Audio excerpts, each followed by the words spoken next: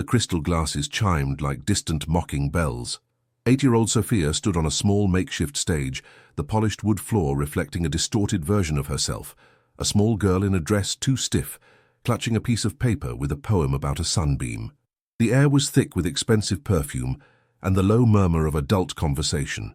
Across the room, her mother, Marta, watched her with an expectant smile, a smile that didn't quite reach her eyes.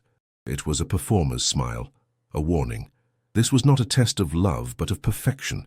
Sophia's heart hammered against her ribs, a frantic bird trapped in a cage. All she had to do was speak the words, make her mother proud, and prove she belonged in this glittering world. She took a deep breath, the scent of lilies and wax filling her lungs. She opened her mouth, but the first word caught in her throat, a cruel, invisible hook. Tit-tit-tit, the sound was a broken thing, a stutter that always grew worse under pressure. The polite silence in the room stretched, becoming heavy and suffocating. She saw a few guests exchange uncomfortable glances. Marta's smile faltered, tightening into a thin, hard line of disapproval.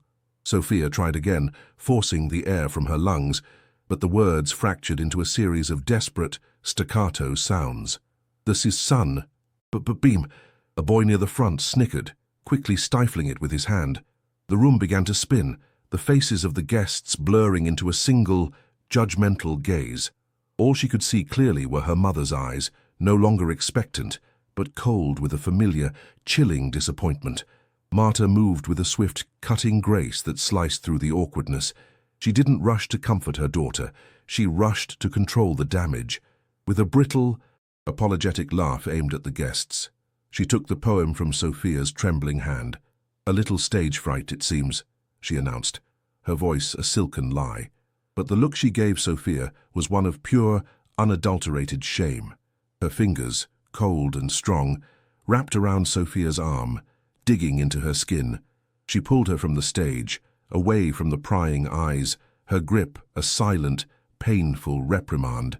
The humiliation was a physical weight, pressing down on Sophia's small chest, making it impossible to breathe. It wasn't just a poem. It was a public verdict on her worth, and she had been found wanting. In the cold, sterile quiet of the marble hallway, away from the party's golden light, the final sentence was passed. Marta didn't shout. Her voice was a low, venomous whisper, more devastating than any scream. "You are a disgrace," she hissed, the words landing like stones, shattering something deep inside the little girl. An embarrassment. Sophia looked up, her large, expressive eyes swimming with tears, desperately searching for a flicker of the mother she loved, the one who read her bedtime stories.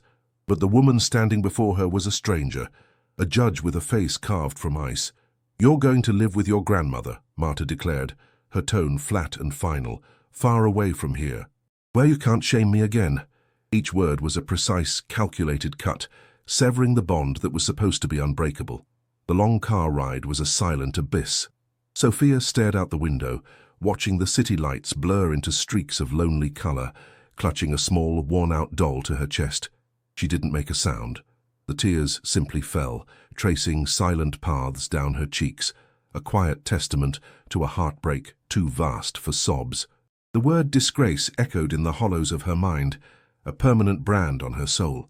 She was just a little girl who loved poems and wanted her mother's smile. Now she was an exile, banished for a voice that wouldn't obey, for a flaw she didn't choose. She was being sent away by the one person in the world who was supposed to keep her safe. She only wanted to be loved. Was that too much to ask? To understand Marta's cruelty, you have to go back in time, to a house where silence was a weapon, and a child's mistake was a stain on the family honor.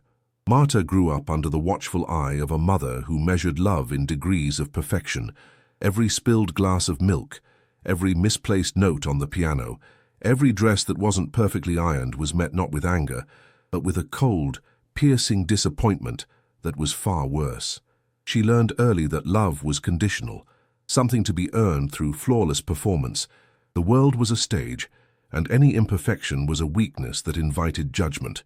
This terror of being judged, of being seen as flawed, was carved into her very soul, a lesson learned in a home where a mother's approval was as distant and unforgiving as a winter star.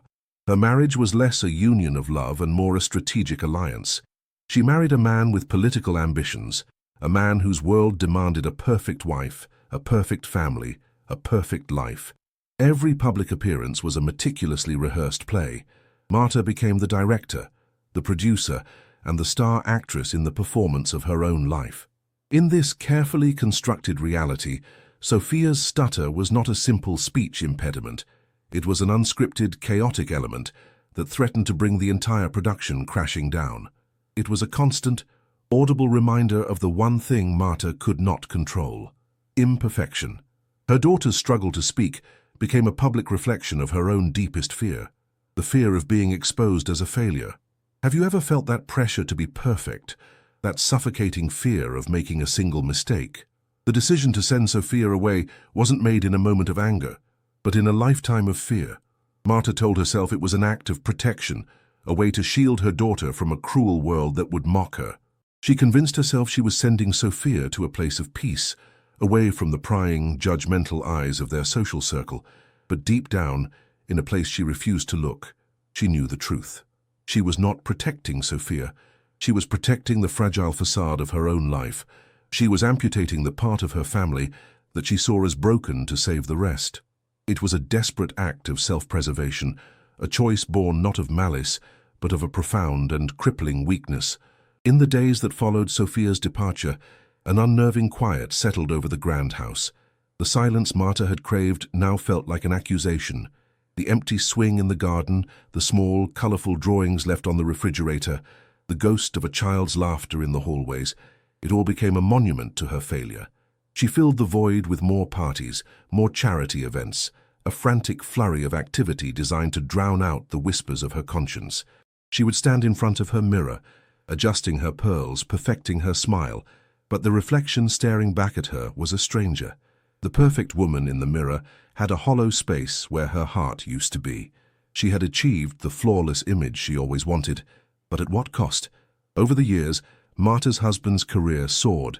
They became a power couple, their picture-perfect life gracing the pages of magazines. They had everything society deemed valuable: wealth, status, influence. But Marta was an exile in her own paradise. She would sit at lavish dinner parties, surrounded by laughter and conversation, and feel an overwhelming sense of loneliness. She would watch other mothers with their daughters, sharing a simple look or a private joke, and a sharp physical pain would pierce her chest. She had traded her daughter's love for the world's approval, and she was beginning to understand it was the worst bargain a human being could ever make. Would you have made the same choice if you were in her shoes? The lies she had built her life upon began to crumble from the inside. The word she had used to banish her daughter, disgrace, now echoed in her own mind. It was her secret shame, the truth she faced alone in the dead of night, when the applause faded and the house was still. She had tried to cut out the imperfection from her life, but she had only succeeded in cutting out its meaning. She had created a perfect portrait, but in doing so had erased the most precious part of the picture. The memory of Sophia's tear-streaked face in the rearview mirror became a ghost that haunted her waking moments, a constant reminder that in her desperate quest for perfection, she had committed the most imperfect act of all. She had abandoned her own child. The car stopped in front of a small, weathered house that seemed to be sinking into the earth, wrapped in the skeletal arms of overgrown ivy. This was her grandmother Isabel's home, a world of peeling paint and the scent of damp soil, a universe away from the polished marble and cut-glass vases of her former life. Isabel was a woman carved from the same silence as the surrounding countryside. Her hands were rough with garden dirt, and her eyes held a quiet, unreadable sorrow. She offered no warm embrace, only a simple nod and a gesture toward a small room at the back of the house. For Sophia, this wasn't a sanctuary. It was the final, desolate shore of her exile, a place where the silence was so profound it felt like a judgment. Her first night was an eternity of unfamiliar sounds and suffocating darkness. The sheets on the narrow bed were coarse and smelled of lavender and mothballs, a scent so different from the clean, sterile linen of her room back home. Outside, the wind whispered through the pines, a lonely, mournful sound that seemed to mimic the hollowness inside her chest. She clutched her worn doll, its button eyes her only confidants in the vast, crushing silence. Every creak of the old house's wooden bones made her flinch. Her mother's words, "You are a disgrace," played on a relentless loop in her mind, a cruel lullaby of rejection. Could you have found sleep in that cold, lonely bed, haunted by the ghost of the love you just lost? The local school was a brutal new stage for her private humiliation. It was a single, noisy building where the children's curiosity was as raw and unfiltered as the dirt on their shoes. When the teacher asked her to stand and say her name, the familiar vice gripped her throat. The S sound became an impossible mountain. "Sof," she stammered, her face burning hot as the first snicker rippled through the classroom. The teacher's clumsy attempt to help, "Take your time, dear," only magnified her struggle, placing her under a spotlight of pity and scorn. In that single, agonizing moment, she was branded. She was no longer just Sophia, she was the broken girl who couldn't even speak her own name.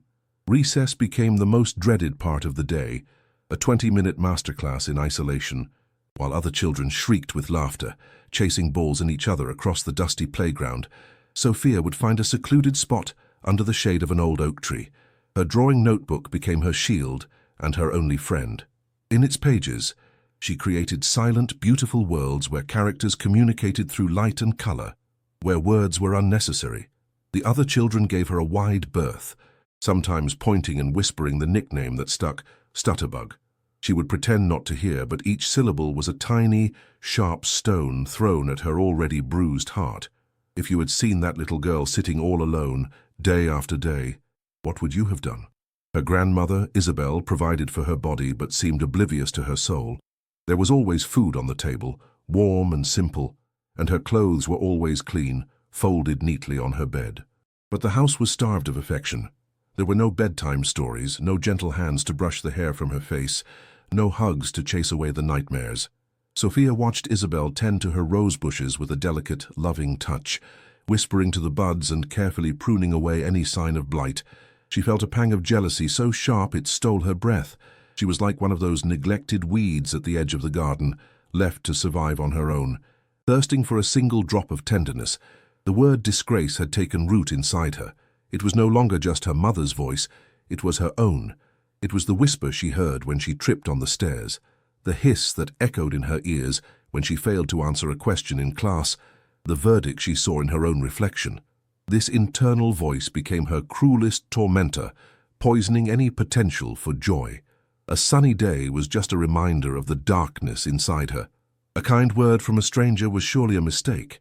She began to construct her entire identity around this single, devastating word, believing with every fiber of her being that she was flawed beyond repair, unworthy of love, and deserving of her exile. The emotional turmoil began to carve itself onto her small frame. She walked with her shoulders perpetually hunched, as if bracing for a blow that never came. Her large, expressive eyes, once filled with wonder, were now downcast, always studying the ground in front of her, avoiding the gaze of others. A constant tightness settled in her chest, a phantom hand squeezing her lungs, making it difficult to breathe even in moments of calm. The world was no longer a place of discovery, but a landscape of potential threats. Every interaction was a risk, every new face a potential judge, and her body remained in a constant, exhausting state of high alert. Sometimes, a scent would catch her off guard, the smell of rain on hot pavement, or a whiff of perfume from a passerby in the small town square, and it would transport her back. For a fleeting, painful second, she would remember her mother laughing, her hand cool on Sophia's forehead as she checked for a fever, the sound of her voice reading a poem before the world had fractured.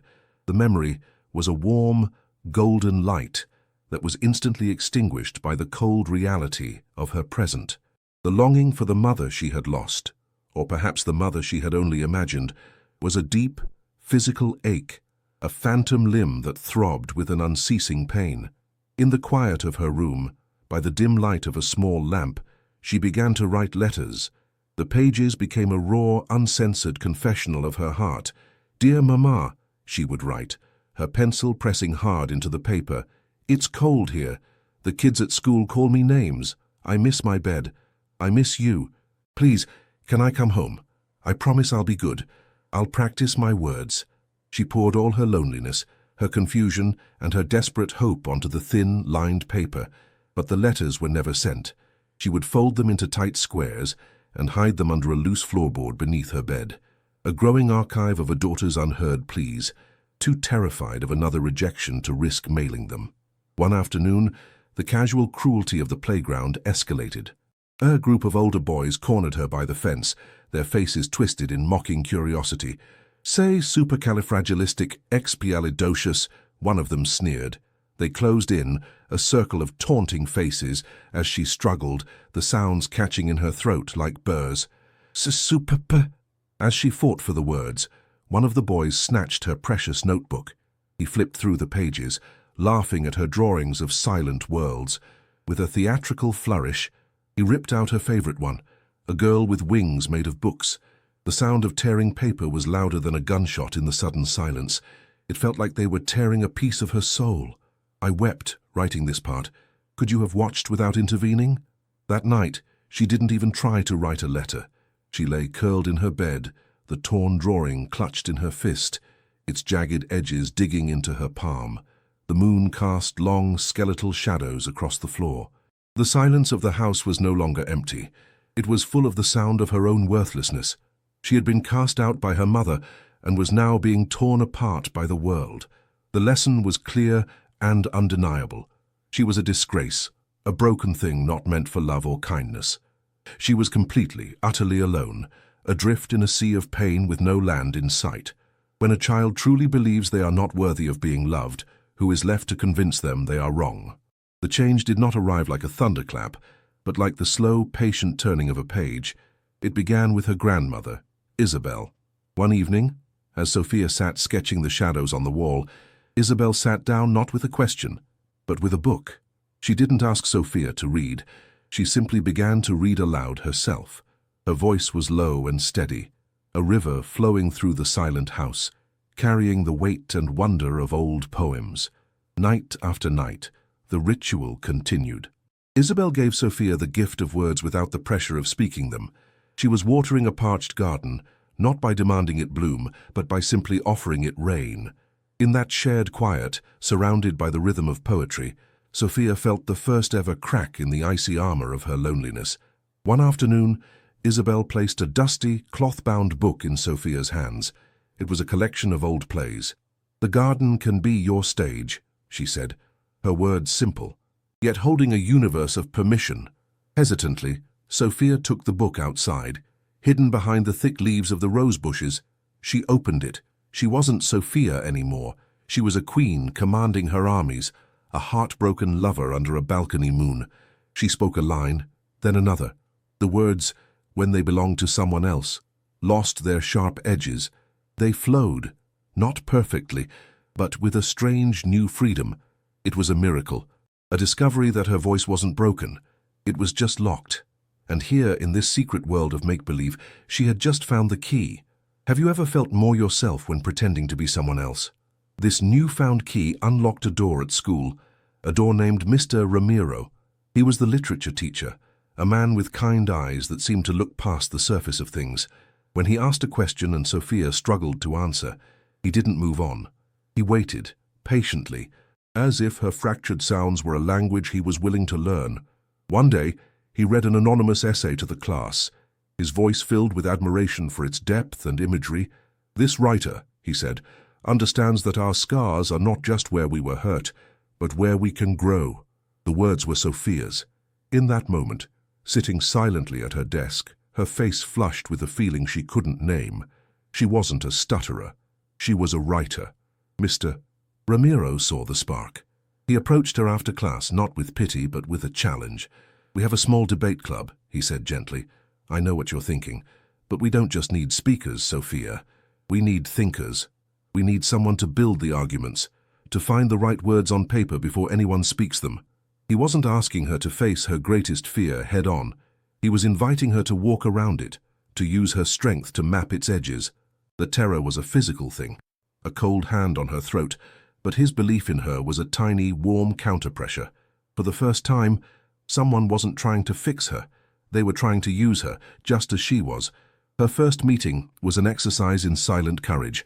She sat in the corner, her notebook filled with meticulously crafted arguments, her heart hammering against her ribs. She didn't say a word, but when a teammate, armed with her research and her phrasing, delivered a powerful rebuttal, a jolt went through Sophia. They were her words. They had weight. They had impact.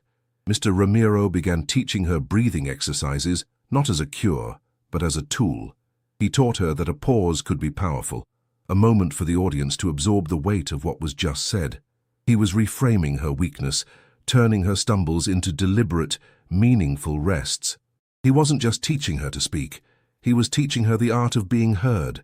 The transformation was not a revolution, it was a quiet evolution.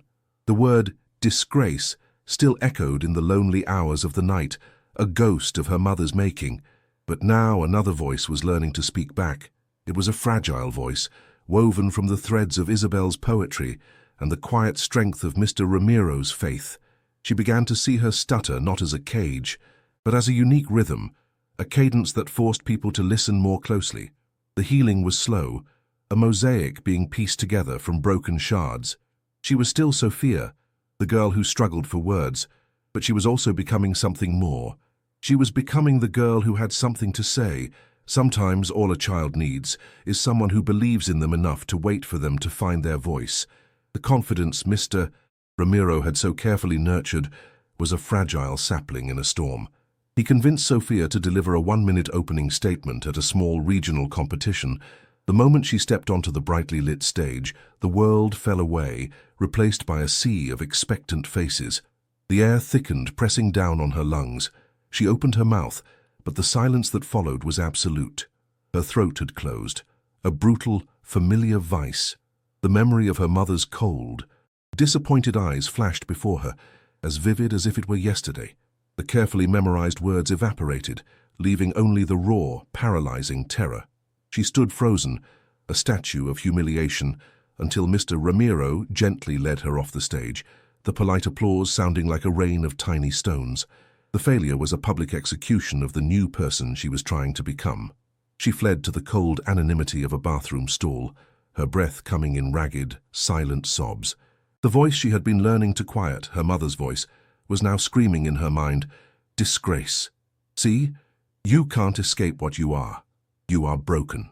Every small victory, every successful line read in the safety of the classroom now felt like a cruel joke, a lie she had told herself.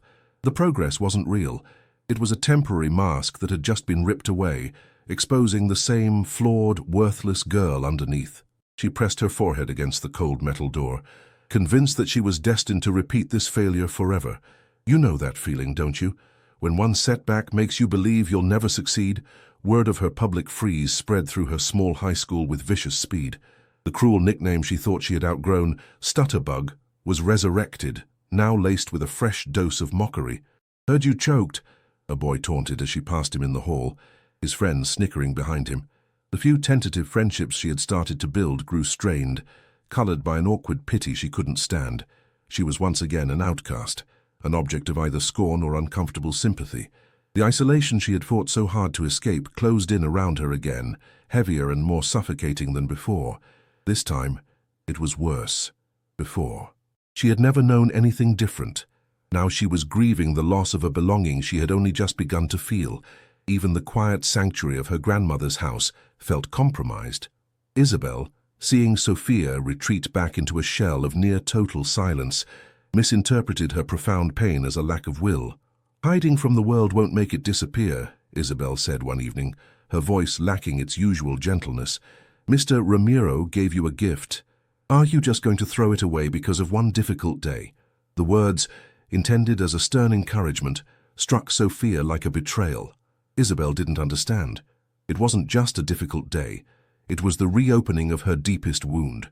To be so fundamentally misunderstood by the one person who had been her steady rock left her feeling completely and utterly adrift. How do you explain a pain that is rooted in a past no one else witnessed? This was the final blow. Sophia surrendered. In the quiet of her room, she performed a solemn ritual of defeat. She gathered every note from the debate club, every book of plays Mr. Ramiro had given her, and her own notebooks filled with fledgling poems and packed them into a cardboard box. She slid the box deep under her bed, a tomb for her dead aspirations. If she didn't try, she couldn't fail. If she didn't dream, she couldn't be crushed. If she accepted the silence, the world couldn't mock her for trying to break it. It was a retreat into the identity her mother had assigned her years ago, the quiet, unseen, broken thing. In her exhaustion, this felt less like giving up and more like finally coming home. Have you ever been so hurt that you decided it was safer not to want anything at all? In this new, self-imposed silence, the ghost of her mother returned with an agonizing intensity. She found the small stack of unsent letters hidden beneath a floorboard, her own childish handwriting, a painful reminder of a love she had so desperately craved. A twisted thought took root. Maybe her mother had been right all along. Maybe she was trying to protect her from this exact pain, the inevitable humiliation that comes from trying to be someone you're not, the longing for her mother's approval. An ache she thought had dulled, flared up again, sharp and debilitating. She began to believe the flaw wasn't just her stutter. It was her ambition, her desire to be heard. It was all of her. A few weeks later, hiding in the back corner of the town library, she witnessed a small, quiet scene that would change everything. A young mother sat with her son who was struggling to read a book aloud. The boy, no older than 7, got stuck on a word, his face flushing with frustration. I can't, he stammered, his small voice thick with impending tears. Sophia braced herself for the mother's impatience, for the sigh of disappointment, but it never came. Instead, the woman simply pulled her son closer, wrapped an arm around his shoulders, and whispered, "That's a tricky one, isn't it? Let's try it together. I'm so proud of you for being brave enough to try." The simple, unconditional acceptance of his struggle was a revelation. It was a love Sophia had never known. The image of that mother and son replayed in her mind for days. It wasn't about succeeding. It was about being loved even when you struggled. She realized that Mr. Ramiro and Isabel had been offering her that same kind of grace, but she had been viewing their support through the warped lens of her mother's judgment. Her mother had taught her that any imperfection was a failure. But what if it wasn't? What if a struggle was just a struggle? What if her stutter wasn't a mark of disgrace, but simply a part of her story?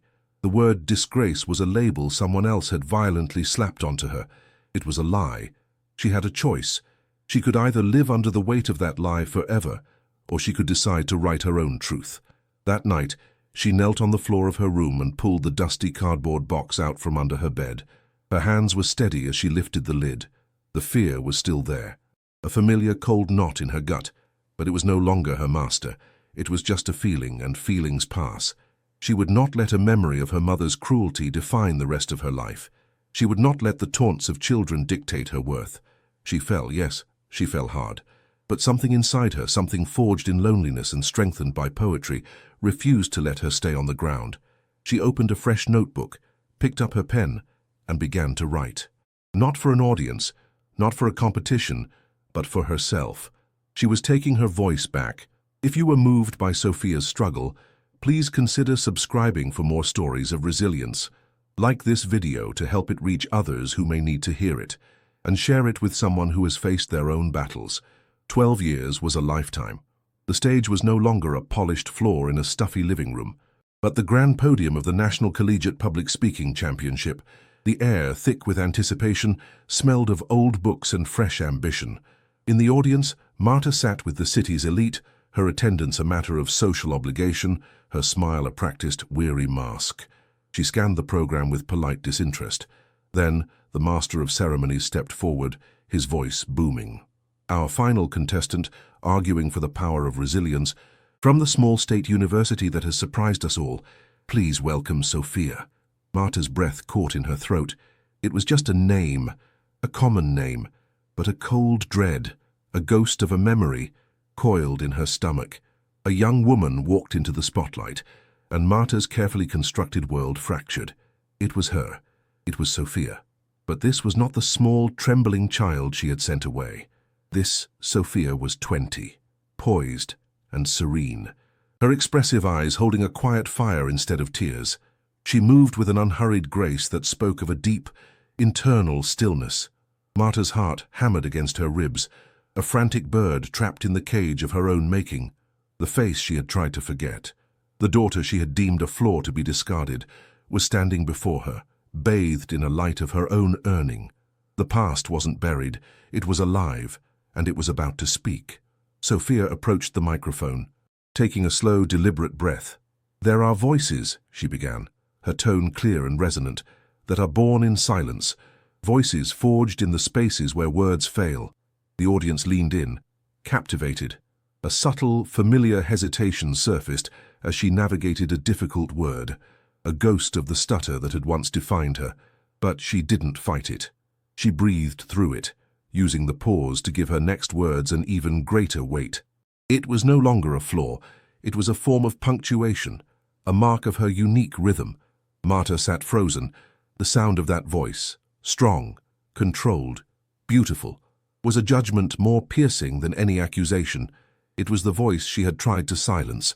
As Sophia spoke, she wove a narrative about the voice of the broken, a story of a young girl taught to believe her own voice was a source of shame.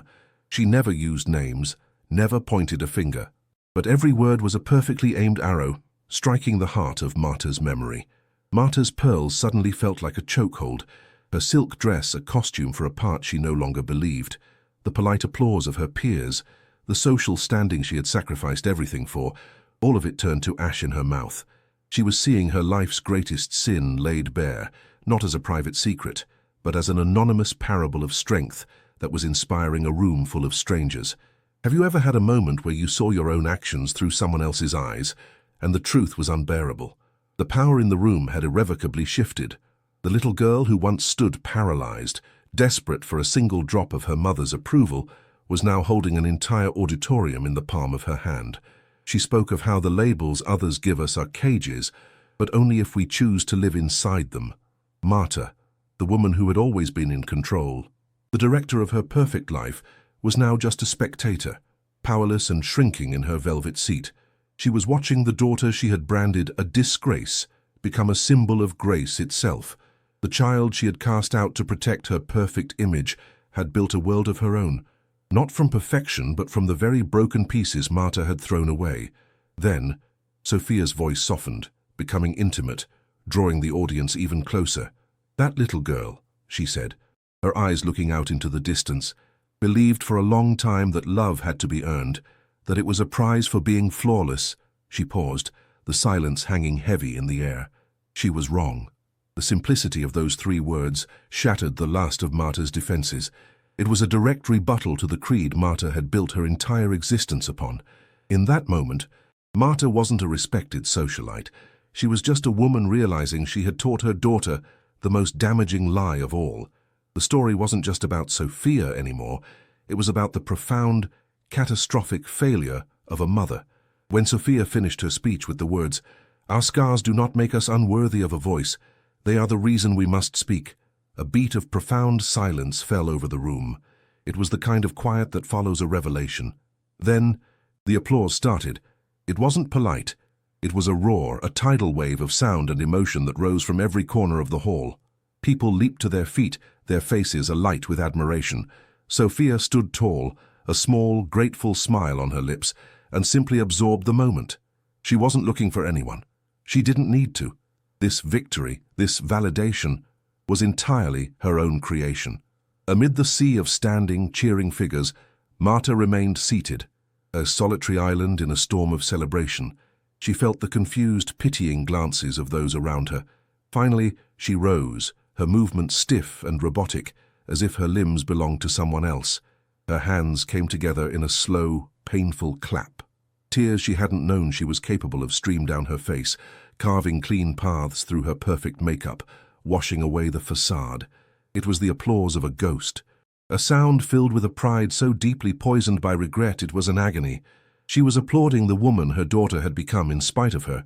Do you think a person can recognize a mistake too late for it to matter? The thunder of the ovation began to subside.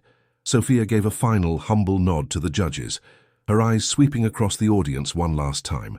For a fraction of a second, her gaze met Marta's. There was no fire in her eyes, no anger, not even pity. There was only a calm, quiet recognition, as if looking at a stranger from a long-forgotten photograph.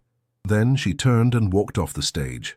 For Sophia, the moment was over, but for Marta, it was just beginning. The silent, fleeting glance was the confrontation she had unknowingly dreaded for 12 years, and it was more devastating than any scream could ever be.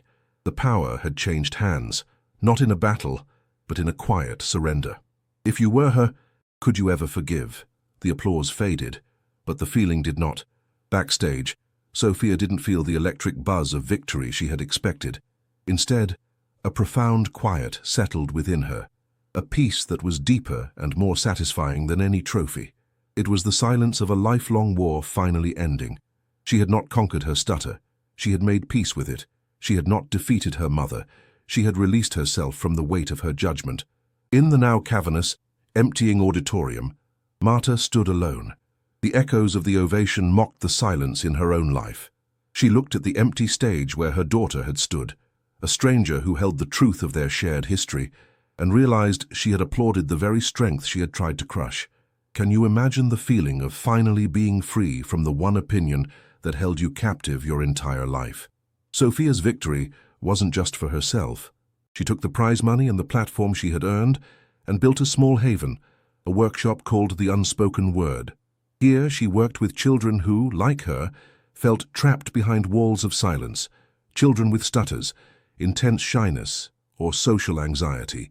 She never taught them to be perfect speakers. Instead, she taught them what Mr. Ramiro had taught her, to find power in their pauses, to build arguments on paper, to use art and poetry when words failed. She would kneel down to a frustrated child, look them in the eye and whisper, "Your voice is already perfect because it's yours. Let's find a way to let the world hear it."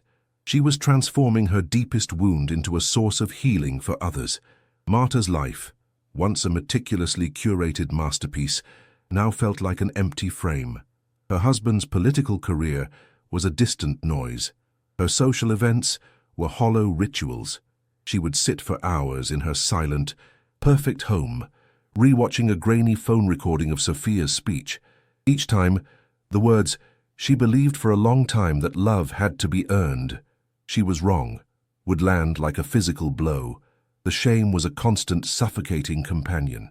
She drafted dozens of letters, filled with apologies and explanations, but they all felt like lies, like attempts to ease her own guilt rather than heal her daughter's pain. She had everything she ever wanted, and it meant nothing. Is a regret that can't be fixed still a form of punishment?